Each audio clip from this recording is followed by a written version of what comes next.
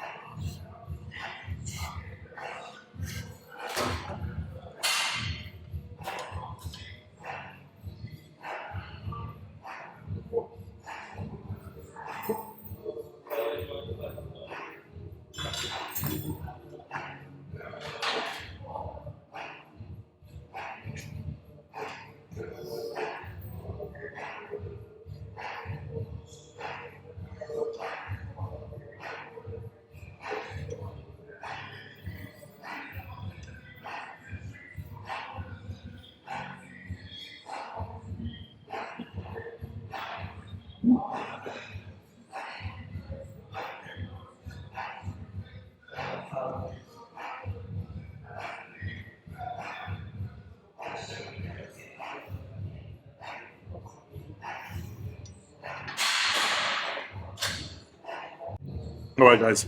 So we're doing the first workout here in the sumo squat machine that we have in.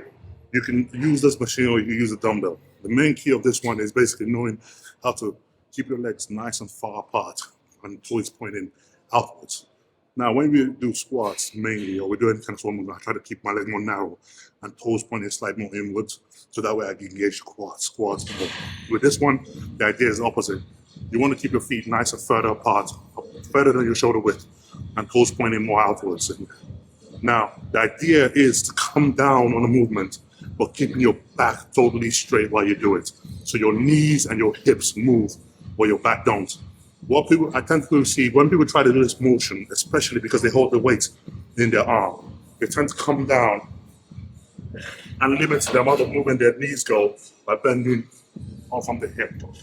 You really don't want to do it. You want to keep your hips nice and straight the whole time and actually let that movement go, nothing but your knees and your hips move in there. And you want to come up straight up. So you want to have a nice straight down up vertical posture of approach. So you want to really come in and come down. Right at the top, you want to squeeze that glute as hard as you can. Open it up, keep that chest nice and straight, and squeeze that glute nice and can. This way, the main body of movement becomes your glutes. Your quads will only take about 20% of that toll in that movement. Your glutes will take the rest of it. So you gotta make sure your technique is literally on point with that. If you're trying to isolate that glutes movement on there, you want to keep your back nice and straight, chest forward, legs nice and wide, come straight down on that movement, squeezing the glutes while you go straight back up.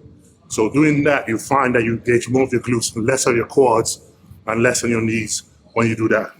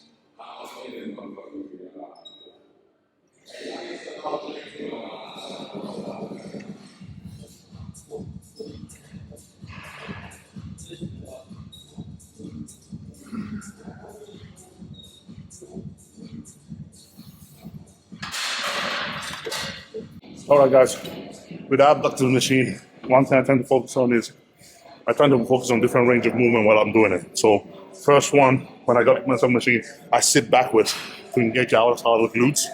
And I kind of make sure that I hold up and focus on the squeeze on that glute just there when I'm on the outer point. And I'll get a few sets of that in, focus on squeezing on that part. And then what you notice is halfway through the set, I'll sit back up, just to squeeze so it moves down, the pain moves down the lower part of the glute just a little bit more. And I focus doing the same thing. I focus on that hold, why that part of that glute of the workout as well. So this way, by hitting one range when I'm sat back, and hitting another few sets when I'm sat on, or a few reps when I'm sat forward, it just helps me to target different points of the glutes that go through the motion. Just a quick tip for you when you're actually doing this movement, okay?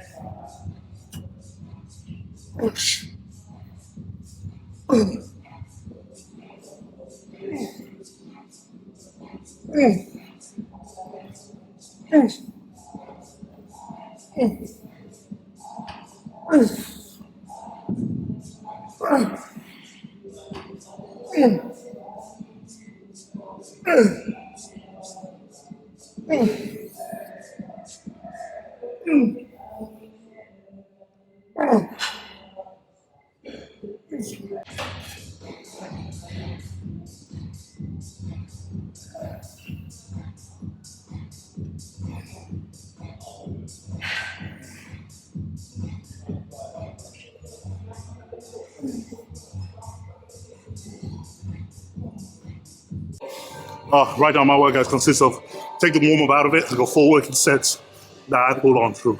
Each set going up in weight until I'm maxed out, hitting between 8 to 10 reps on each exercise. And that means 8 to 10 on here, and then going over there and hitting 8 to 10 on my superset as well. So that's what our workout is right now. It's going between one warm-up set, 4 working sets. Going up each rep, going up in each weight, each set.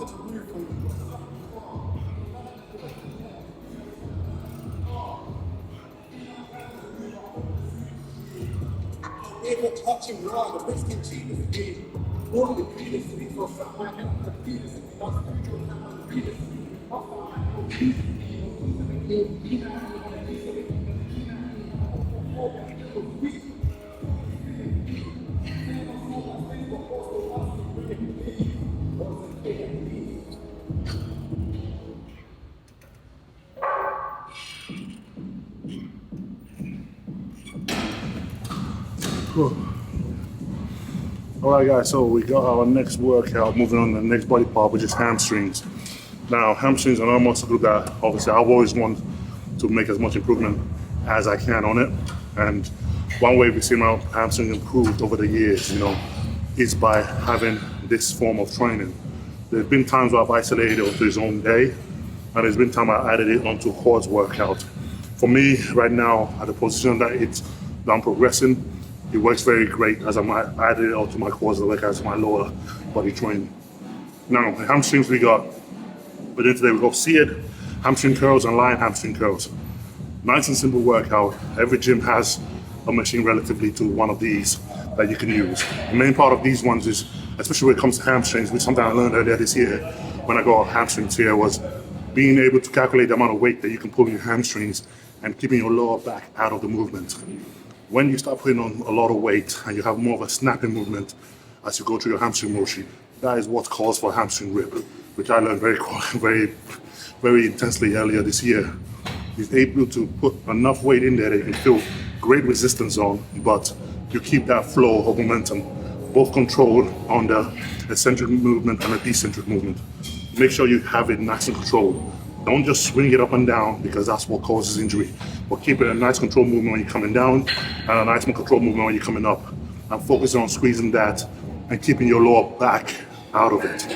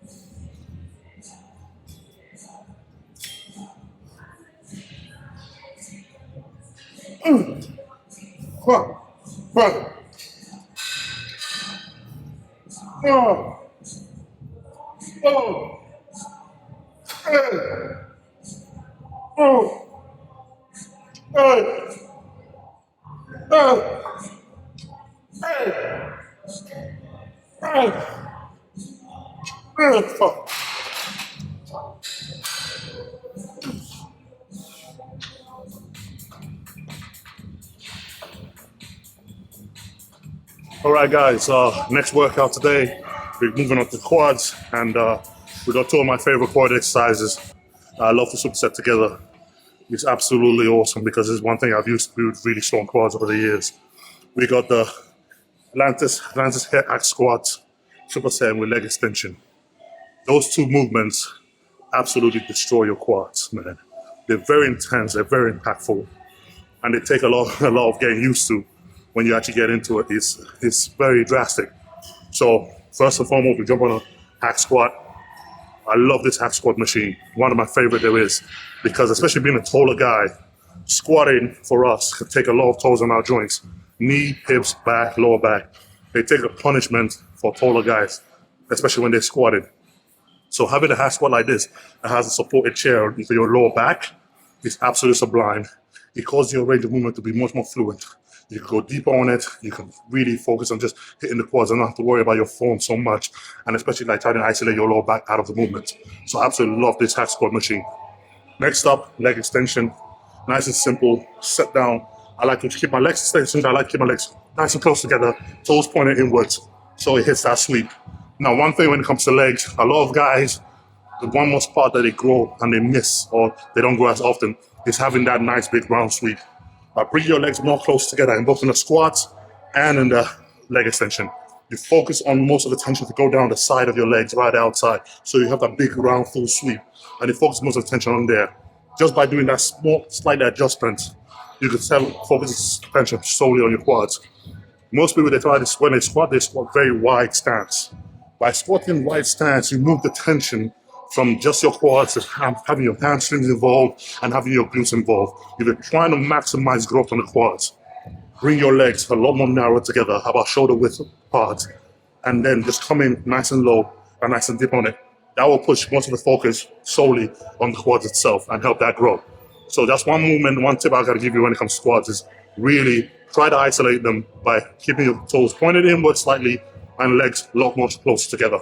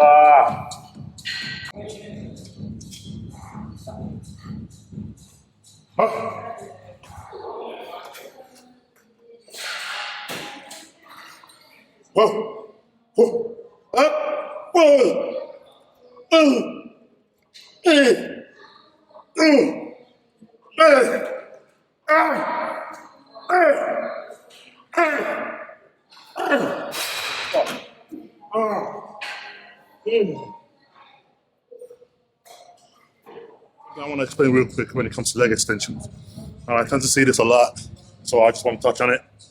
When you set up your leg extension stance, right, your leg extension seat, make sure the pad is right there behind your knee, really hitting your edge of it, right all the way through behind your knee.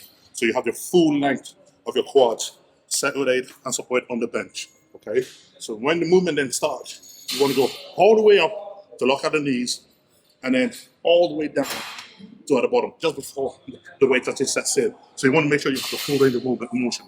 What you tend to have people do is they tend to work on that middle range right here.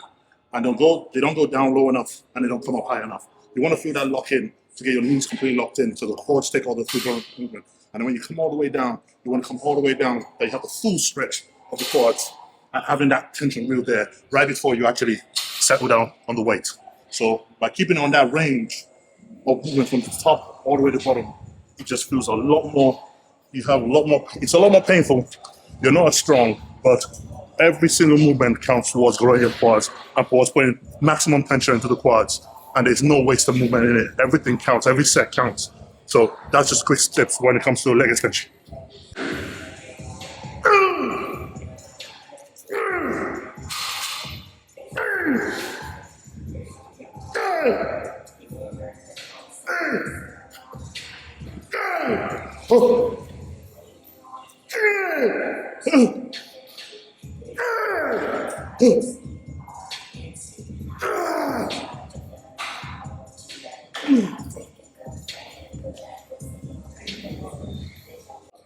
Hey!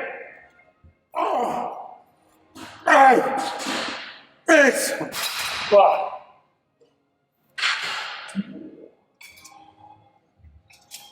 Fuck it. Oh.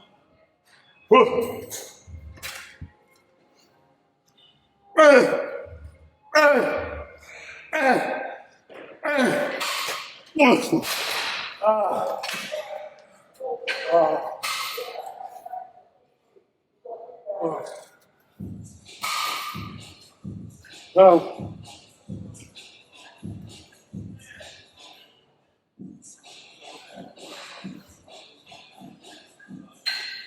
All right, guys, so come to the end of our workout today.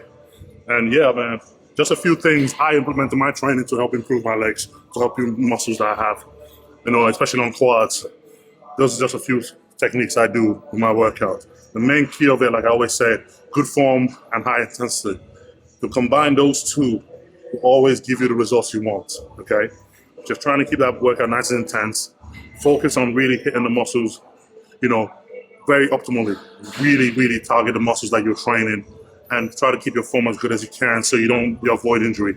But hope you guys pick up a few tips from this video. And yeah, I'll catch you guys in the next one.